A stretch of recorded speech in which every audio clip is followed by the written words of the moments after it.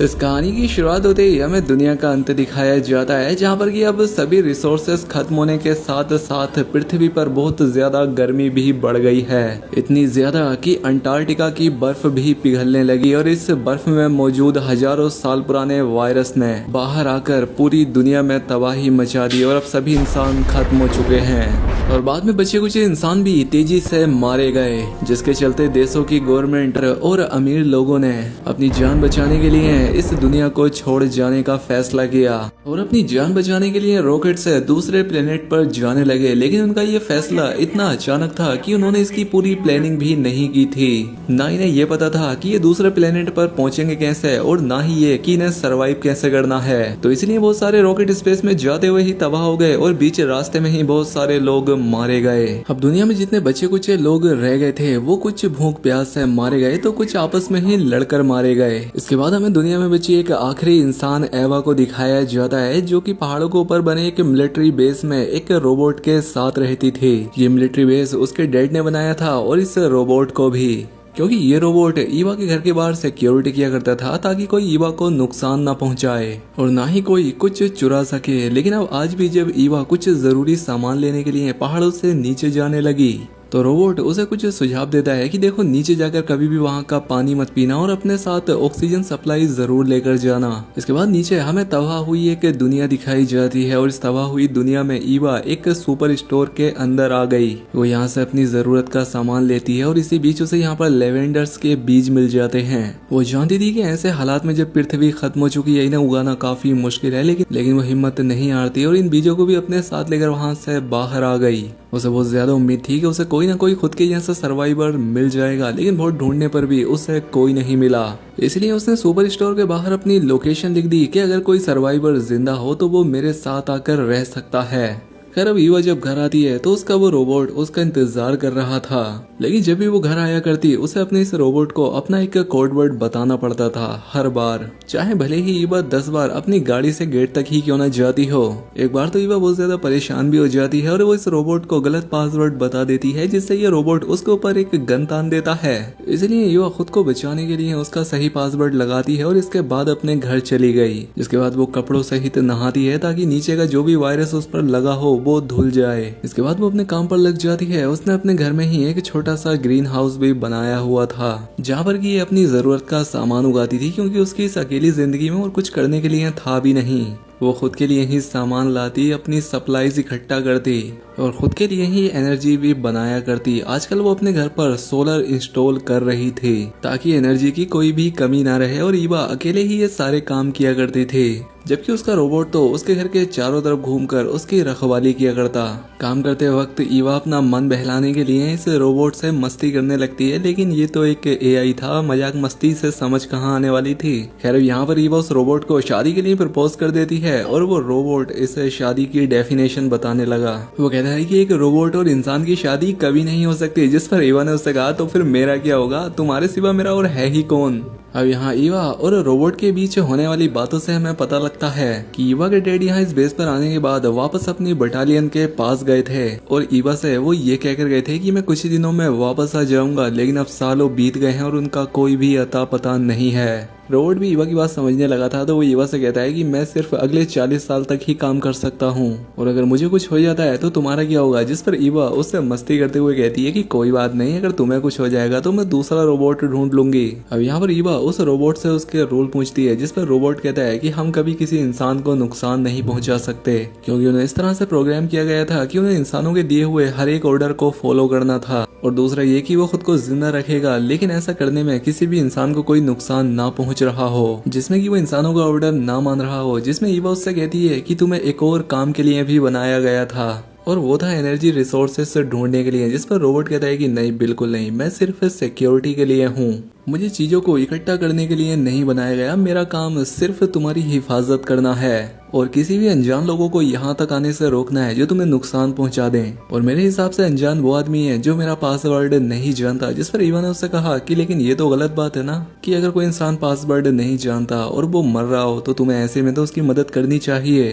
तुम्हें वो वक्त याद है ना जब तुम्हारी ड्यूटी एक चेक पोस्ट पर थी और इंसानों को दूसरी तरफ जाना था, लेकिन तुमने उन्हें जाने नहीं दिया था। और वो लोग गर्मी से मर रहे थे सिर्फ इसलिए क्योंकि उन बेचारे मासूम लोगों को तुम्हारा पासवर्ड नहीं पता था। तुम और तुम्हारे जैसे बचे हुए रोबोट ने ही कुछ बचे कुछ इंसानों को भी वो बॉर्डर क्रॉस नहीं करने दिया और इससे बेचारे वो सभी लोग मारे गए। आगे ईवा ने कहा कि तुम्हारी वजह से ही ये दुनिया के सारे लोग खत्म हुए हैं, जिसके बाद तुम्हें रीप्रोग्राम कर दिया गया। लेकिन अगर मेरे बस की होती तो मैं तुम्हें दोबारा से रीप्रोग्राम करती और तुम्हें सारी चीजें याद दिलाती कि तुम कितने बड़े कमीने रह चुके हो। हालांकि ईवा को अभी तक इस रोबोट के साथ रहने में कंफर्टेबल फील नहीं होता था। वो हमेशा अभी भी इससे डरा करती, लेकिन वो उसे बंद भी नहीं कर सकती थी क्योंकि ये सारे काम उसके डैड ने इस रोबोट में डाल रखे थे। अब क्रिसमस आने वाला था और ईवा ने उस रोबोट से पूछा कि क्या तुम्हें क्रिसमस के लिए कोई गिफ्ट चाहिए। इस पर रोबोट उसे याद दिलाता है कि हम लोग गिफ्ट नहीं लेते, जिस पर ईवा को फिर से अपनी जिंदगी याद आ गई कि आखिरकार वो एक इमोशनलेस रोबोट के साथ ही तो रह रही है, उससे क्या उम्मीद की जाए।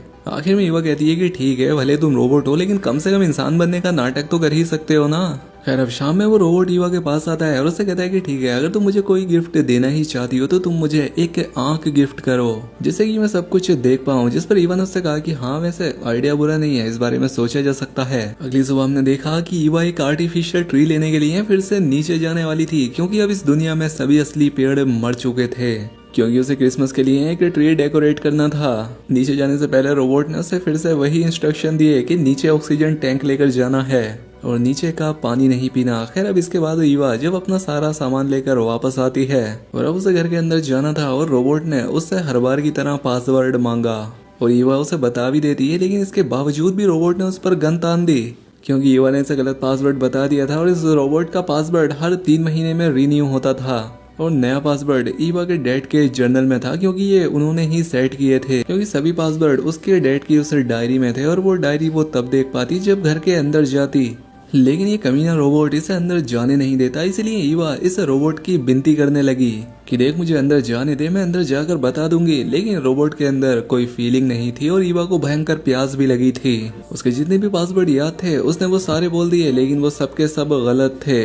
अब ईवा इस रोबोट को समझाने की कोशिश करती है कि देखो दोस्त, अब इस दुनिया में आखिरी इंसान मैं ही बची हूँ और तुम्हें मेरी ही हिफाजत के लिए यहाँ लाया गया है, तो प्लीज 1 मिनट के लिए मुझे अंदर जाने दो, मैं अंदर जाकर तुम्हें पासवर्ड बता दूंगी। लेकिन रोबोट उसकी कोई भी बात सुनने को तैयार ही नहीं था, इसलिए ईवा दूर जाकर बैठ गई। उसने सोचा कि जब थोड़ी देर के बाद इस रोबोट का ध्यान भटकेगा तो वो तुरंत अंदर चली जाएगी और जब वो ऐसा करने की कोशिश करने लगी तो रोबोट ने साइड से आकर उस पर गन तान दी, यानी कि ऐसा करना भी उसके लिए सेफ नहीं है, यानी कि अब वो अपने घर के अंदर जाने के लिए ही तरस गई थी। थोड़ी देर के बाद ईवा एक नए आइडिया के साथ उस रोबोट के पास आती है। उसे कहती है कि मुझे अंदर जाने दो, मुझे एक कुल्हाड़ी की जरूरत है क्योंकि मुझे पेड़ काटने हैं। रोबोट उससे कहता है कि लेकिन अब इस दुनिया में तो कोई जिंदा पेड़ है ही नहीं, तो तुम्हें कुल्हाड़ी क्यों चाहिए।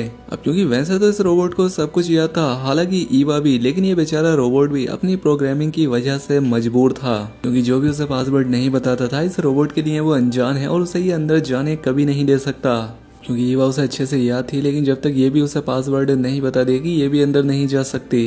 एक बार फिर से ईवा उसके सामने किसी इंसान की तरह गिड़गिड़ाने लगती है, उससे भीख मांगने लगी और जर्नल में देखकर मैं तुम्हें तुम्हारा पासवर्ड बता दूंगी। लेकिन रोबोट उसकी कोई भी बात सुनने को तैयार नहीं था।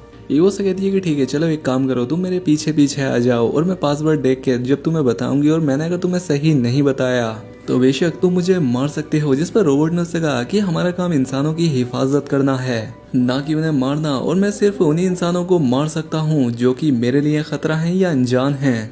ईवा ने इस रोबोट की हरकतें देखकर अब ट्राई करना भी छोड़ दिया और पूरी रात अपने कैंप के बाहर ही बिताई। उसने सोचा कि वो रात में चुपके से अपने कैंप के अंदर चली जाएगी, लेकिन रात में भी यह रोबोट अपनी जगह से हिल ही नहीं रहा था। अगली सुबह ईवा का भूख प्यास से बुरा हाल था, अब उसे हर हालत में अंदर जाना था, इसीलिए उसे एक नया आइडिया आया। अपने कपड़े पहने और अपना मुंह ढककर उस रोबोट के पास गई। उस रोबोट से कहा कि मैं एक रिफ्यूजी हूँ और मुझे तुम्हारी हेल्प चाहिए। उसने उस रोबोट को बताया कि रोबोट के रूल्स के मुताबिक तुम्हें मेरी मदद करनी चाहिए और कोई भी रिफ्यूजी दूसरी जगह पर आकर बड़े ही आराम से पनाह ले सकता है अगर उसे अपने देश में खतरा हो। जिस पर रोबोट उससे पूछता है, अच्छा तो तुम किस तरह के रिफ्यूजी हो, डिजास्टर रिफ्यूजी या फिर पॉलिटिकल रिफ्यूजी।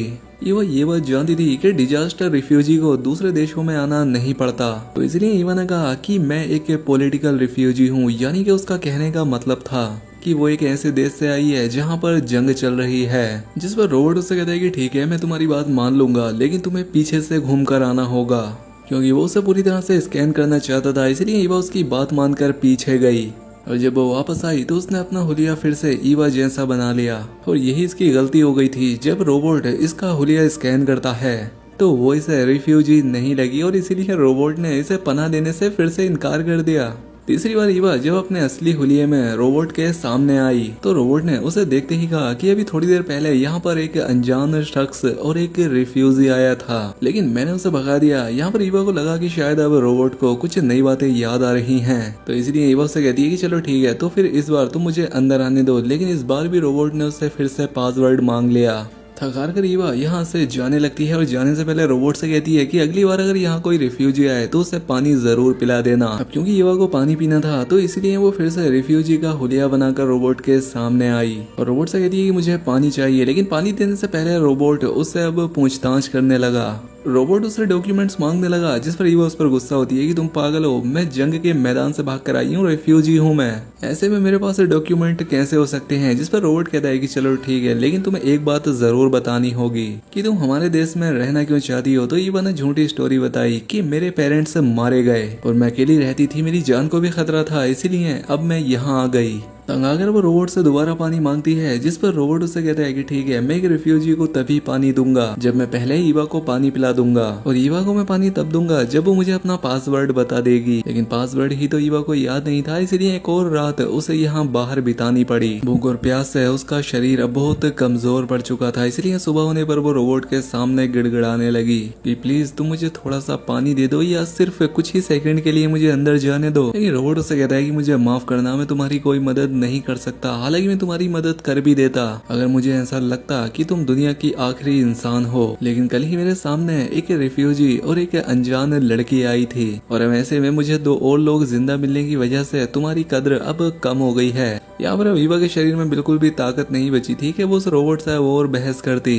वो यहाँ से परेशान होकर आगे बढ़ने लगी तो रोबोट उस पर तरस खाकर कहता है कि आगे ही एक पावर प्लांट है और ऐसा हो सकता है कि शायद वहाँ पर कोई इंसान हो, क्योंकि उसके चलने का पता अक्सर मुझे लगता है, और अगर वहाँ इंसान होंगे तो वहाँ पानी और खाने का भी इंतजाम जरूर होगा। और अब इसीलिए ईवा बिना कुछ सोचे समझे उस जगह के लिए बढ़ गई। उसके ऑक्सीजन सिलेंडर में अब ऑक्सीजन भी बहुत कम था, बाकी ऑक्सीजन सिलेंडर उसके घर के अंदर थे, लेकिन बावजूद इसके भी वो उस पावर प्लांट तक जाती है। ये पावर प्लांट काफी गहरा था और ईवा को इसमें उतरते हुए भी बहुत वक्त लगा, लेकिन अच्छी बात ये थी कि अंदर जाने पर उसे कुछ पानी की बोतल्स मिल जाती हैं। ईवा ने जल्दी से अपने ऊपर से अपना ऑक्सीजन सिलेंडर उतारा और एक कुल्हाड़ी से दरवाजा तोड़कर जल्दी से अंदर चली गई और यहाँ आकर इसने देखा कि अंदर मौजूद पानी की सभी बोतल्स खाली हैं। एक और बुरी चीज ईवा के साथ इस प्लांट में आने से ये हुई कि इस प्लांट से रेडिएशन निकल रही थी जो कि ईवा को नुकसान पहुंचा सकती थी और अब वो इसके शरीर से लग भी चुकी थी। अब अपनी बची कुची ताकत ईवा वापस अपने कैंप आने में लगा देती है और अब आखिरी प्लान उसके दिमाग में ये था कि कैंप के अंदर जाने के लिए वो इस रोबोट को ही मार देगी। अपनी जान बचाने के लिए वो अपनी गाड़ी को उस रोबोट के ऊपर ही चढ़ा देती है, लेकिन पता ये लगता है कि ये रोबोट बहुत ही मजबूत लोहे से बना था। गाड़ी के उस रोबोट में टकराने से इसकी गाड़ी में ही आग लग गई, लेकिन उस रोबोट को कुछ नहीं हुआ। अगली सुबह हमने देखा कि ईवा की हालत बहुत बुरी हो चुकी थी और उसके पास अब चंद ही सांसें बची थी। मरने से पहले जो उसके पास लेवेंडर के सीड्स थे वो उन्हें जमीन में गाड़ देती है, इसी उम्मीद में कि शायद कभी न कभी ये उग जाएंगे। अब उसे यहाँ देखकर उसका रोबोट उसके पास आता है और रात में होने वाली हर एक चीज की रिपोर्ट उसे देता है कि कल रात किसी अनजान शख्स ने मुझे मारने की कोशिश की थी। ईवा उसकी किसी बात पर ध्यान नहीं दे रही थी और उससे पानी मांग रही थी, लेकिन रोबोट उससे कहता है कि अब इस जगह पर हमले होने लगे हैं और मैं अपनी ड्यूटी नहीं छोड़ सकता। अब ईवा को डिहाइड्रेशन और भूख की वजह से हेलुसिनेशन होने लगते हैं, ऐसी चीजें जो कि उसके साथ हो ही नहीं रही थी। वो अपने आप को अच्छे कपड़े पहनकर एक अच्छी दुनिया में देख पा रही थी। अगली हेलुसिनेशन में वो ये देखती है कि जैसे उसके डैड उसे पानी पिलाने के लिए आए हैं, लेकिन होश आने पर वो देखती है कि सामने उसका वो रोबोट ही था जो उससे पासवर्ड मांग रहा था। लेकिन ईवा के अंदर बोलने की भी अब ताकत नहीं बची थी। रोबोट उससे कहता है कि अगर तुम मर गई तो मेरा पासवर्ड ऑटोमेटिकली रीसेट हो जाएगा। ईवा उसकी बात पर ध्यान नहीं देती और उससे अपनी आखिरी विश कहती है कि मेरे मरने के बाद कि तुम मेरे लेवेंडर के सीड्स को पानी देते रहना, और ये कहते ही वो मर जाती है और रोबोट ने अपना नया पासवर्ड लेवेंडर सेट कर लिया। और इस हरामखोर रोबोट की वजह से अच्छी खासी लड़की मर गई और इस कमीने को कोई दुख भी नहीं हुआ, क्योंकि ये सिर्फ एक आर्टिफिशियल इंटेलिजेंस थी, जिससे दोस्तों सीखने को सिर्फ यही मिलता है कि ये आर्टिफिशियल इंटेलिजेंस कभी भी इंसानों जैसी फीलिंग्स नहीं रख सकते। कि आर्टिफिशियल इंटेलिजेंस हम इंसानों से काम करने में तो कहीं ज्यादा बेहतर हो सकती है, लेकिन हम इंसानों के अंदर जो प्यार, मोहब्बत और एक दूसरे की मदद करने का जो स्वभाव है वो कभी भी इनके अंदर नहीं आ सकता, और इस चीज में इंसान हमेशा इनसे आगे ही रहेंगे। और बस अब यहीं पर ये फिल्म खत्म हो जाती है। तो दोस्तों आपको ये वीडियो कैसी लगी हमें कमेंट करके ज़रूर बताएं। वैसे दोस्तों इस फिल्म की एंडिंग मुझे भी बहुत ज़्यादा बुरी लगी, लेकिन फिल्म के मेकर्स ने आर्टिफिशियल इंटेलिजेंस को लेकर एक मैसेज दिया है कि ये इंसानों के लिए कितनी ज़्यादा खतरनाक हो सकती है। बाकी दोस्तों आपकी इस फिल्म को लेकर क्या राय है हमें कमेंट करके ज़रूर बताएं। मिलते हैं ऐसी ही अगली शानदार वीडियो में।